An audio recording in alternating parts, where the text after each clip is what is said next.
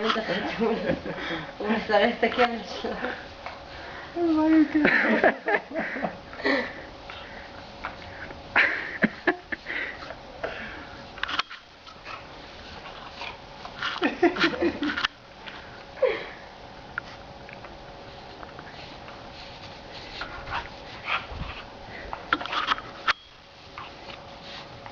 אבל החתול גם גדול מדי לפני כשהוא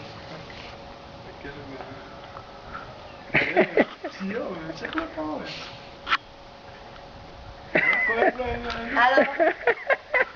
קוקה? קוקה? שהוא לא יצא פראייר. נכנע.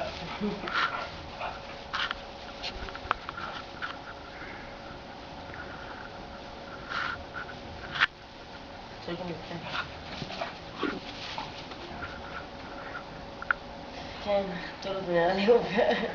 יש לו בעיה בזהות, מה הוא?